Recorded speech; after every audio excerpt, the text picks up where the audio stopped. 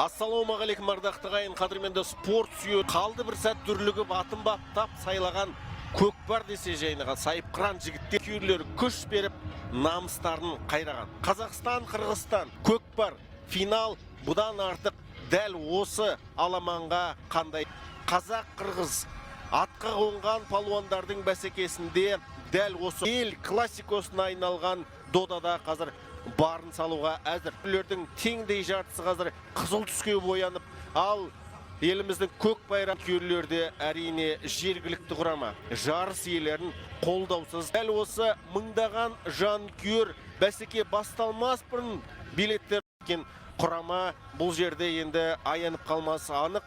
Десек те қазақ елордаға ағылған айырқалпақты ағайындар да біз үшін бірлік маңызды, біз үшін екі ел арасындағы ынтымақтастық әрине бәрінен жоғымызбен жанкүйеріміз әдемі кездесудің нағыз бір көздің және біз сіздермен бірге қай құрама жеңседе ең бастысы бұл достық, сайыста достық жоқ дейміз. Алайда бәсеке аяқталғаннан кейін нағыз ағайын болып кеткен қос құраманың өкілдері бәсеке аяқталғаннан ерекше бір сәт болып енері анық. Сол себепті Қазақстан ұлттық арнаның бұл ұлы аламанның дәл қазіргі сәтті ең ұлы сәтіне сіздермен бірге куәміз. Бұл дода аяқталмайды. Түстен кейін біз сіздермен бірге көк бөріде қазандық шаншар жер жоқ қазанатта. Бұл жерде енді түсінікті де. Өйткені өз оқ бойы делебесін қыздырған және көрербек астындағы сәйгүлігі Нұрқасқа, 10-ші нөмірде Байтөреев Ұлан, 6-ші нөмірде Тоғайбаев Құлажан, 8-ші нөмірде Құрманбай Есжан, 7-ші нөмірде Асыл Елдос, 9-ші нөмірде Мәлі Айтан Дәулет, 4-ші нөмірде Жамалбеков Арман, 5-ші нөмірде Нышанбіші нөмірде Мамыт Әділет. Дәл осы құрамда мінекей елінде бізге жақсы таныс сәйгүліктерде баршылық. Ал енді команданың бас бапкері біраз өзінің ақыл кеңесін 5-ші дүниежүзілік көшпенділер ойындарының әділ әрі өзгерістер енгізілді, VAR жүйесі қолданылды деп бұл кездесуге дейін біз VAR жүйесін көрген жоқ едік. Бірақ Азат, енді өзің айттың, салым салған кезде екі тарап енді жеңілгісі келмейді, бірақ дегенмен десіне үгілетін сәтте болатын шығар. Қалай ойлайсың? Бүгінгі кездесуде енді достық жеңетіні анық, бірақ алтынға бірі күміске ие болады. Әрине, жылдар бойы жалғыздық шарықтау шегіне жетті. Қазақстан, Қырғызстан құрамасы расымен қос палуандар бәсекесінде әзірге екі топта қарысқамен қазір алғашқы біріншілердің қатарында алғы шепте өнер көрсететіндігі анық. Отандасымыз Мәлімбай Ернат Серкені бірінші болып тақымға қысты. Өте маңызды сәт. Суды бастасаң жеңістің негізі осы болады дегеніміз анық. Сол себепті де біздің отандастарымыз шабуылдайды, әріптестердің көмегін күтуде. Ернат Мәлімбай екі жеңістің негізін қалауға ниетті, ал жалпы топты жарып өтіміне Қырғызстан құрамасының ойыншылары да әрине қазір оған кедергі жасауға тырысады, шеңберге жақындады. Алайда кесе көлденеңінен астындағы сәйгүліктерін әбден қойып, сайысқа да салымға жерде сәйгүліктер расымен Қырғызстан құрамасы аттарын сұрыптауды. Қашық салым, құрметті көрермендер, Ернат Мәлімбай бұл кездесуде жанкүйерінің қазір нағыз қиқуға салған сәті. Ернат Мәлімбай атап өтеген бұл отандасымыз жеңістің негізін қалайтындығы анық. Ернат Мәлімбай келген жеңіс торы Ақылбай Мәңкеевтің үміт артқан сақа ойыншыларының жалпы топты жарып өтіп, бірнеше мәрте қарсыластарын айналып өтіп алды да бұл жерде. Салым, әсерлі салым және Қырғызстан құрамасы қазір көз жазып қалды. Сөздің ашығы қазір қызыл жейде келген жігіттердің қазір енді намысқа талас. 13-ші және 9-ші нөмірдегі ойыншылар бұл жерде әрине кез келген ойыншы жекпе-жекте де жалпы топта да жаппай көкпардың сүзгісінен өткен спортшылар. Сол себепті де бұл жерде әрбір кездесудің алатындығымыз анық. Қуанбек Қубатов та зер салсаңыздар қазір бұл кез шәкірттерінің әрбір іс-қимылын қырағы назарда ұстауда. Біз сіздермен бірге атап өтік ең жас ойыншысы Ернат Мәлімбай жас болса да баспын дейді. Ернар ашқан осылайша жалындап тұрған жастармен сапын толтырған Қазақстан құрамасы бермейтіндігі анық. Жекпе-жек, әрине жекпе-жек десе жанкүйерлердің қазір тік тұрып қос құраманың үздіктеріне, менміндігін үздіктеріне қолда көрсететіндігі анық. Ертіра міне өзді жекпе-жекте барын салуға әзір. Ал 8-ші нөмірде Айдарханұлы Юрске шықпақ, астындағы сәйгүлігін қараңыздар.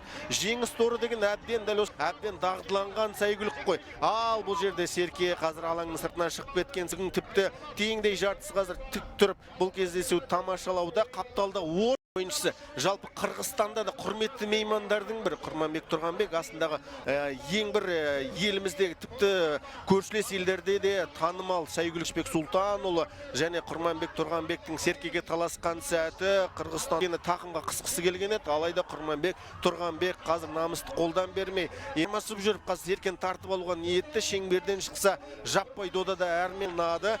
Қазір мықтап тұрып тақымға қысты 2-ші нөмірлі және қазір шеңберден шығып кеткен сәтте әрмен қарай шабуылды қалай жалғастырып қалдестеріне бір зер салды. Шеңберден шықты және Қырғызстан құрамасының спортшысы шеңберге жібере салып қазір шабуылға ұмтылып шеңберді нысанаға алатындығы анық. Ал Құрманбек Тұрған әріптестеріне көмекке келуге дайын. Серкеге талас барын салға салып жатыр. Сұлдабекұлы Қуанышбек әлі де болса біздің көкжиде киген жігіттер келмейді. Қырғызстандық спортшыны расымен-ақ шеңберге жақындатпау қажет. Жұмылдап қазір Қырғызстан құрамасының ойыншыларын өз аймағына жақындатқысы келмейді. 2-ші нөмірлі Сұлтан ұлы Қуанышбектің еншісінде ең шиеленісті сәттен, өйткені жаппай додада әлі де болса Серке қай палуанның қай көкте әлі сұраққа жауап алған жоқпыз. Біраз күшті жұмсады Сұлтан ұлы Қуанышбек Серкені бірнеше минут көлемінде ал топты жарып өтіп шеңберге жақындады. Нағыз кездесу, нағыз ел классикосындағы нағыз жанкүйерлер бәсеке енді қыза түспек. Айбек, бүгінгі кездесудің дәл осы сәтінде қандай көңіл-күйді сезіп отырсың ба? Әрине енді жалпы ат үстінде көгілдір экран ар жағында отырған біздің өзіміз кішкене әрине, себебі осы Серкені алған беттен қысым көрсеткен бір-бірін аяп жатқан жоқ, бірақ дегенмен де бұл спорт, мұндай жағдай әрине. Міне екі елдің жігіттері додаға түсіп, бірі асығып, бірі қарсыластың тақымдағы Серкеге жарма. Серке алаңнан шығып кетті. Ең бірінші кезекте әрине бұл жерде төрешіне мойын ұсыну қажет. Бұл жерде Серке алаң жеке дара 5-ші нөмірдегі Нышанбеков Абылайхан астындағы Нұртөбелмен салымға қарай асығады. Алғаш болып есепті ашқан қазақ жігіттері енді ескен сәтте есепті еселеуге Нұртөбелмен Нышанбеков Абылайхан асықты. Қарсылас ойыншылар қазір қысым көрсетіп, оған қарамастан Абылайханның сағы сынбайды.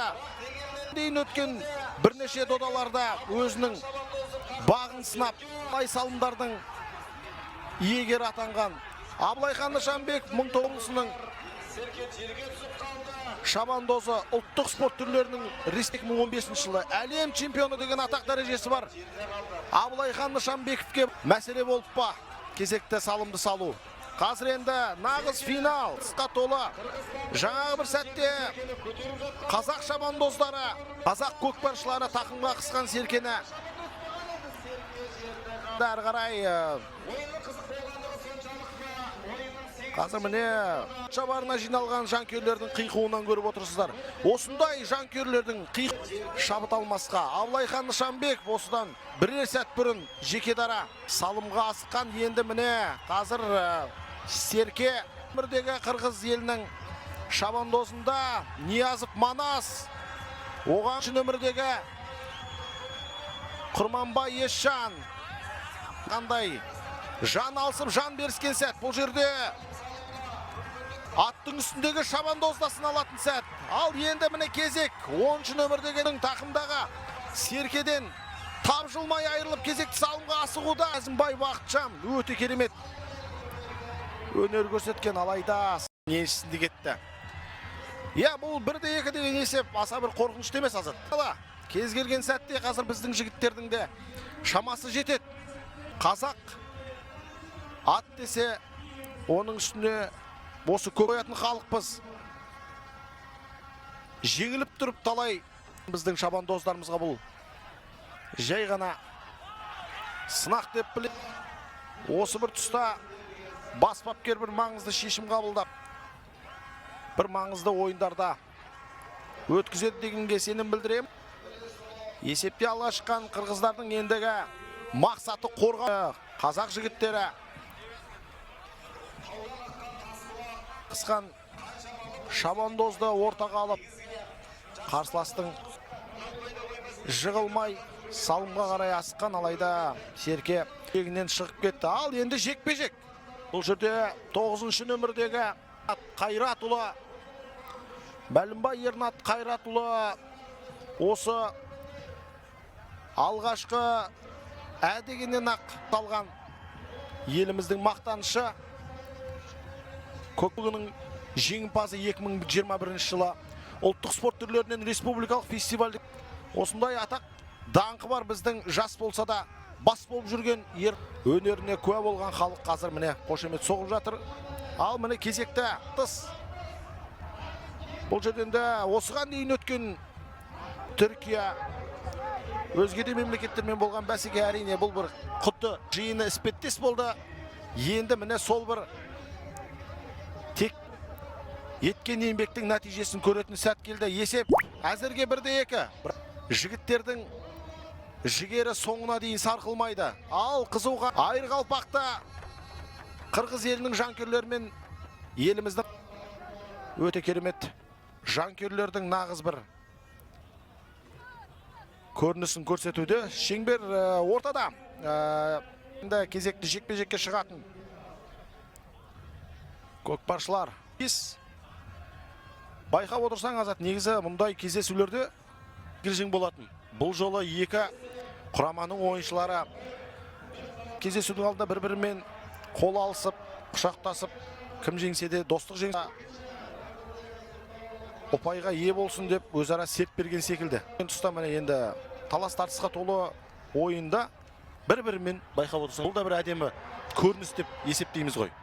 Иә, расымен-ақ дәл қазіргі бір туған деген сөздермен, ұранмен дейік, көшпенділер ойындарындағы Қырғызстаннан алыстан келген көрерменмен жан бұл кездесуге бір айқын дәлел сияқты, құрметті көрермендер. Өйткені атап өткеніміздей дәл Қырғызстан құрамасының ойыншылары қазір зият салайық, төрешінің шешімі 6 минут 17 секунд әлде уақыт бар. Қазір төрешінің біз кеңесін күтіп